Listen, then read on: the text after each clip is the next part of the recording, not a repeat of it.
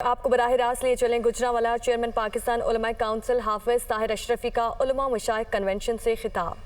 Border पे खड़ा है, वो रात को भी अल्लाह से शहादत मांगता है, पैसे नहीं मांगता। वो कभी शिकवा नहीं करता कि मुझे रोटी नहीं मिली, मुझे गाड़ी नहीं मिली। वो इस मुल्क की सरहदों का दिफा अल्लाह के लिए करता है और शहादत के लिए करता है और सवाब समझ के करता है। हमें इख्तिलाफ हो सकता है शख्सियात से, लेकिन बदकिस्मती ये है और अल्हम्दुलिल्लाह मुझे फख्र है कि पाकिस्तान उलमा काउंसिल जो मौक़िफ़ कल रखी, इसी हाल के अंदर हमने उस वक्त भी कहा था, आज से 1.5 साल पहले, कि पाकिस्तान की फौज सलामती के इदारों और उसकी क़यादत को निशाना बनाने वाले जो हैं वो खैर खाई नहीं कर रहे इस मुल्क के साथ। आज भी यही बात कह रहे हैं। अगर हमारी उस वक्त की बात को मान लिया जाता और जिन लोगों ने आज से सवा साल पहले एक मुहिम शुरू की,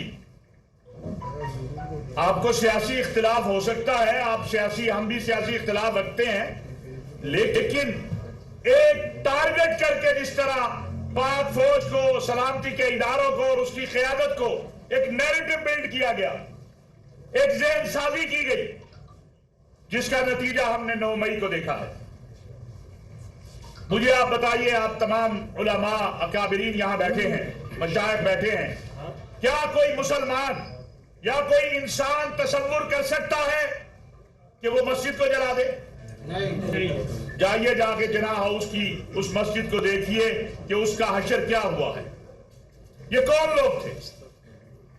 मैं आज ये वाज़ेह करना चाहता हूं और इस मुल्क के काज़ीउल क़ुज़्ज़ात चीफ जस्टिस ऑफ पाकिस्तान से, वज़ीर आज़म मियां शहबाज शरीफ साहब से और सिपह सलार कौम जनरल हाफिज सैयद आसिफ मुनीर साहब से इस इज्तिमा की वसादत से ये अर्ज करना चाहता हूं कि जनाब, जिन लोगों ने शुहदा की, जो अजीज भट्टी शहीद हमारा हीरो है, हम बचपन से पढ़ते आए कि अजीज भट्टी शुहदा की यादगारों को, जना हाउस को, GHQ पे, मियावाली पे जिन लोगों ने हमला किया है, इनके खिलाफ मुद्दई पाकिस्तानी कौम है, ये दहशतगर्द है और मुद्दई हम हैं इनके खिलाफ।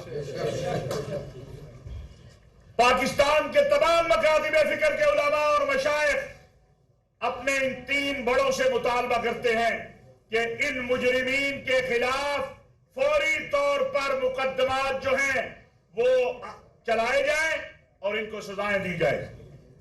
हम ये भी कहना चाहते हैं कि किसी बेगुनाह को ना गिरफ्तार किया जाना चाहिए, ना सजा होनी चाहिए। किसी गुनाहगार को छोड़ा नहीं जाना चाहिए, खा वो जितना भी जोरावर क्यों ना हो। और हम ये उम्मीद रखते हैं, कहते हैं ये आर्मी एक्ट के तहत अदालतें क्यों ट्रायल कर रही हैं। मैं ये दावे से कह सकता हूं कि आपका जो मौजूदा निजाम अदल है, उसका जो हशर नशर हो रहा है वो हम रोज देख रहे हैं। मुझे ये मान है अपनी अफवाज के ऊपर कि आर्मी एक्ट के तहत जो अदालतें हैं उनमें आपकी दूसरी अदालतों से ज्यादा बेहतर इंसाफ होगा।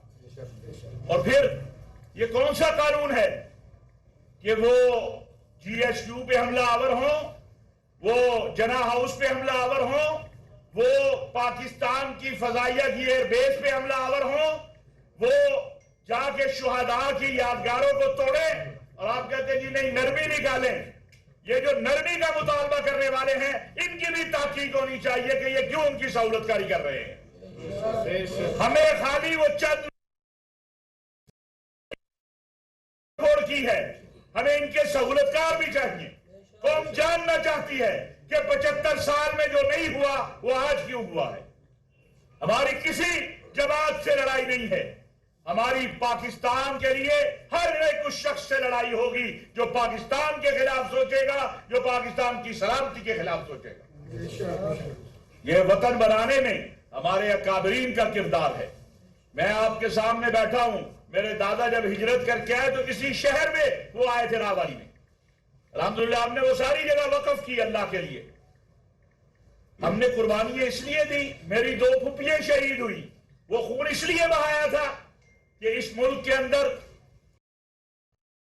खलीलजाद जैसे गद्दारान इस्लाम और गद्दारान पाकिस्तान जो है, और अपने वतन का गद्दार है वो। अफगानिस्तान का 20 साल अफगानिस्तान में जंग रही, ज़ल्मे खलीलजाद को अफगानिस्तान की बेटी कभी याद नहीं आई।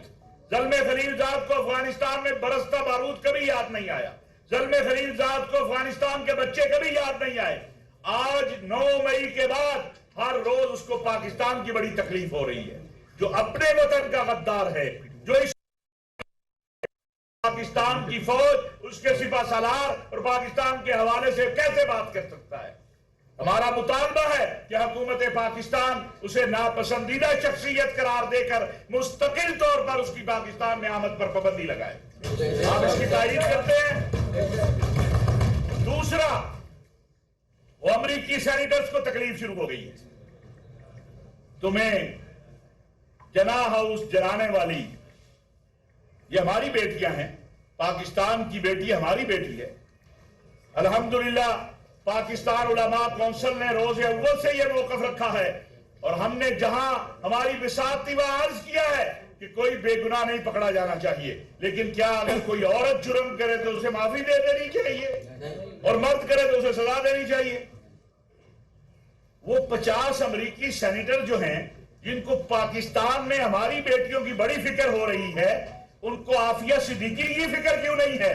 वो 50 सेनेटर आफिया सिद्दीकी के लिए खत क्यों नहीं लिखते जो बाइडेन को कि उसको रिहा करो? अफगानिस्तान की जंग खत्म हो गई, वहां से आप चले गए, अफगानिस्तान में हुकूमत तालिबान की आ गई। मेरी आफिया सिद्दीकी जो बहन और बेटी है वो तुम्हारी जेल में है। तुम अगर सच्चे हो तो उसको रिहा करके, उसकी बहन गई है उसको भेज दो। इससे आप इनकी तरजीहात का पता लगाए। कभी कोई कनाडा से बोलता है, कभी कोई अमेरिका से बोलता है, कभी कोई कहीं से बोलता है। मैं ये कहना चाहता हूं, पाकिस्तान एक आजाद खुद मुख्तार मुल्क है। हमें अगर हमारे मुल्क के अंदर ये, चूंकि आप चैंबर ऑफ कॉमर्स में बैठे हैं, खुदा की कसम अगर ये मुल्क के अंदर अमन और इस्तेहकाम आ जाए और यहां पर इंतशार खत्म हो जाए तो हमें किसी की इमदाद की जरूरत नहीं है। ये पाकिस्तान खुद बहुत बड़ी कुव्वत है अल्लाह के फजल से। और आज यौम तकबीर है। क्या इस कौम ने, इस फौज ने, इस मुल्क के सियासतदानों और मजहबी लीडरों ने बाहमी इत्तेहाद से इस मुल्क को एटमी कुव्वत नहीं दी है? जुल्फकार अली भुट्टो, जियाउल हक, गुलाम इसाक खान, मियां नवाज शरीफ, बेनजीर भुट्टो, पाकिस्तान की एटमी कुव्वत इस मुल्क के सिपाह, इस मुल्क की फौज और इस मुल्क की सियासी और मजहबी क़यादत के आपस के इत्तेहाद के नतीजे में वजूद में आई। आज हम एक दुनिया में इस्लाम में पहली एटमी कुव्वत है, और हम उन दोस्तों के भी शुक्रगुजार हैं जिनमें सऊदी अरब है, अमारात है, लीबिया है और ममालिक है जिन्होंने हमारे साथ ताउन किया। लेकिन अगर मैं आज आपसे सवाल पूछना चाहता हूं, अगर हम एटमी कुव्वत बन सकते हैं तो मुआशी और इक्तिसादी तौर पर मजबूत क्यों नहीं हो सकते?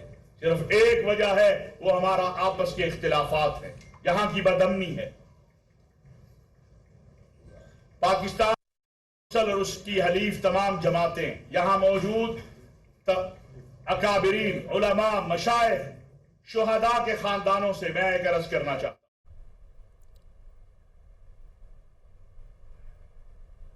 गुजरांवाला में चेयरमैन पाकिस्तान उलमा काउंसिल हाफिज ताहिर अशरफी का उलमा मुशाइख कन्वेंशन से खिताब। वेलकम बैक नाज़रीन। जहांगीर तरीन से सियासी शख्सियात के राब्ते और मुलाकातें। जहांगीर तरीन से पाकपतन से साबिक MNA मोहम्मद शाह खग्गा की मुलाकात। साबिक रुकने पंजाब असम्बली सईद अकबर नवानी की भी जहांगीर तरीन से मुलाकात हुई है। मुलाकात में वज़ीर आज़म के मुआविन खसूसी ओन चौधरी भी शरीक हुए। जहांगीर तरीन से डॉक्टर अमजद की भी मुलाकात हुई। डॉक्टर अमजद ने कुछ दिन कबल तहरीक इंसाफ छोड़ने का ऐलान किया था। मुलाकात में सियासी सूरत हाल और आइंदा के लाहे अमल पर मुशावरत की गई। वजीर दाखिला राना सनाउल्लाह ने कहा है कि इंटेलिजेंस इदारों ने एक गुफ्तगू पकड़ी है। इसमें 2 किस्म की प्लानिंग की जा रही थी। किसी पार्टी रुकन ने घर रेड के दौरान पुलिस फायरिंग और रेप एक्ट की प्लानिंग की थी। फिर इस वाक़े को इंटरनेशनल मीडिया में उछालकर इल्ज़ाम पुलिस और हुकूमत पर लगाया जाना था। वो फैसलाबाद में न्यूज़ कॉन्फ्रेंस कर रहे थे। एक गुफ्तगू जो है वो इंटरसेप्ट की, तो उस गुफ्तगू में शामिल जो किरदार हैं उनको भी वाच किया गया। उस गुफ्तगू में 2 तरह की जो है वो प्लानिंग की जा रही थी, यानी एक्चुअल यानी जो है वो एक्ट करने का जो है वो तरीक़ाकार बनाया जा रहा था कि बाकायदा जो है वो एक घर के ऊपर रेड हो, जो घर जो है वो किसी पीटीआई के नॉन वर्कर का घर हो और वहाँ पे फायरिंग का वाक़या पेश आए और उसके नतीजे में वहाँ पे कैजुअल्टीज़ हों और उसको जो है वो फिर इस मकसद के लिए इस्तेमाल किया जाए कि देखें यहाँ पे इंसानी हकूक़ की किस तरह से जो है वो ख़िलाफ़ वर्जी हो रही है और किस तरह से पुलिस या लॉ इन्फोर्सिंग एजेंसी जो हैं वो लोगों के घरों में घुस के जो है वो किस तरह से लोगों को हलाक कर रही हैं और लोगों पे ऊपर जो है वो फायरिंग हो रही है। सेकंड जो है वो ड्रामा ये भी चल रहा था कि रेप एक्ट किया जाए और फिर उसका इल्ज़ाम ये लगाया जाए कि ये लॉ इन्फोर्सिंग एजेंसीज के लोग थे, ये गवर्नमेंट की जो है वो ईमा पे हो रहा है। वो फिर वाक़या जो है उसे इंटरनेशनल मीडिया में उछाला जाए, वो फिर इंसानी हकूक़ और पीटीआई के साथ होने वाले जुल्म और इन चीज़ों को जो है वो सामने लाया जाए। वज़ीर इत्तलात सिंध शर्जील इनाम मेमन ने कहा है कि इमरान खान पहले शोहदा फिर कौम से माफ़ी मांगे फिर मुज़ाकरात होंगे। अब मुज़ाकरात के लिए क्यों मिन्नतें कर रहे हैं? मुज़ाकराती कमेटी के आधे से ज़्यादा लोग रूपोश हैं। कैपिटल हिल हमला केस के मास्टरमाइंड को 18 साल कैद की सज़ा हुई। पाकिस्तानी इमलाक पर कैपिटल हिल से ज़्यादा शर्मनाक हमले हुए। वो कराची में न्यूज़ कॉन्फ्रेंस कर रहे थे। कल फिर इमरान नियाज़ी ने एक कमेटी अनाउंस की है कि ये अब हुकूमत से मुज़ाकरात करेंगे। कि इमरान तो कहता था कि मैं डाकुओं से मर जाऊंगा, डाकुओं से मुज़ाकरात नहीं करूंगा। तो मुज़ाकरात के लिए क्यों इमरान खान अब मिन्नतें और तरले कर रहा है? दूसरी बात, उसने जो कमेटी अनाउंस की है उस कमेटी के आधे लोग तो रूपोश हैं।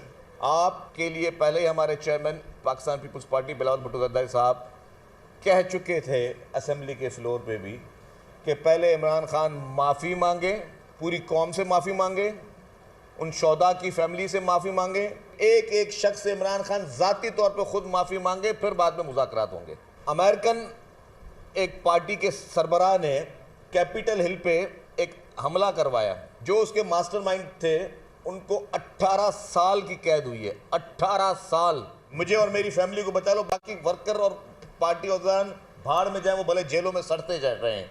इमरान खान को कोई परवाह नहीं है इसकी। साबिक एमपीए मलिक खुर्रम अली ने तहरीके इंसाफ छोड़ने का ऐलान कर दिया। जो पीटीआई हमने ज्वाइन की थी वो ये नहीं थी। हमारे लिए सबसे अहम पाकिस्तान के इदारे हैं। शोहदा की बेहुरमती हमारे लिए तकलीफ दे बात थी। पाकिस्तान की बेहतरी के लिए मेरा किरदार जारी रहेगा। जब ये मामलात हमारे पहुँचे 9 मई पे आके, तो उस चीज़ का एक अफसोस हुआ कि जो पीटीआई हमने ज्वाइन की थी वो ये नहीं थी। हमारे लिए सबसे ज़्यादा अहम पाकिस्तान के इदारे और उनका तहफ़्फ़ुज़ ये हर पाकिस्तानी में फ़र्ज़ है। हम पीटीआई से अलहदा हो गए। अपना तमाम दोस्त अहबाब से, अपने अजीज़ों से इस पे मशवरा किया, इस पे बात की। उन सब की राय ये थी कि हम किसी भी वक्त कोई ऐसी पॉलिटिक्स में किसी पॉलिटिकल पार्टी का हिस्सा ऐसी का नहीं बनेंगे जो हमारे इदारों को कमज़ोर करे या हमारे इदारों के ख़िलाफ़ बात करे।